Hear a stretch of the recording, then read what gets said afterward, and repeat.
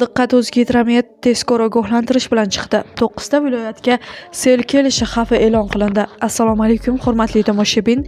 Tezkor yangiliklardan xabardor bo'lib turishni istasangiz, kanalimizga obuna bo'lib, videolarimiz davomida bir dona like tugmachasini bosib qoldirishni unutmang.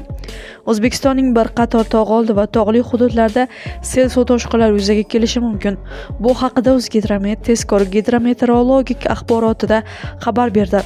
Ma'lum qilinishicha, joriy yilning 6-8 iyun kunlari kutilayotgan yomg'irlar yog'ishi sababli respublikaning tog' oldi va tog'li hududlarida, jumladan Surxondaryo viloyatining Sariosiyo, Uzun, Oltinsoy, Denov, Boysun, Shirobod, Sho'rchi, Qumqo'rg'on, Muzrabot tumanlarida, Samarqand viloyatining Urgut, Samarqand, Bulung'ur, Nurobod, Qo'shrabot, Kattaqo'rg'on, Payariq, Jomboy, Ishtixon tumanlarida, Navoiy viloyatining Xatirchi, Navbahor, Nurota, Konimix, Karmana tumanlarida, Jizzax viloyatining Zomin, Baxmal, G'arrolor, Sharof Rashidov, Forish, Yangiobod tumanlarida, Toshkent viloyatining Ohangaron, Bo'stonliq, Parkent, Piskent, O'rta Chirchiq, Yuqori Chirchiq tumanlarida va Angren, Olmaliq shaharlarida, Namangan viloyatining Pop, Kosonsoy, Chortoq, Chust, Namangan, Yangiqo'rg'on tumanlarida, Farg'ona viloyatining So'x, Shohimardon, Farg'ona, Beshariq tumanlarida, Andijon viloyatining Andijon, Asaka, Jalaquduq, Qo'rg'ontepa, Paxtaobod, Izboskan, Xo'jaobod,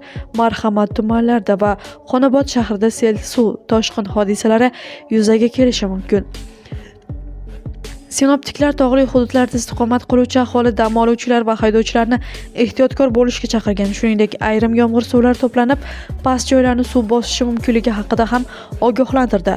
Fuqarolarga zaruratsiz ravishda sel xavfi yuqori bo'lgan hududlarga bormaslik, tog'li yo'llarda harakatlanishda ehtiyotkorlik choralariga qat'iy amal qilish tavsiya etilgan, deyilgan xabarda.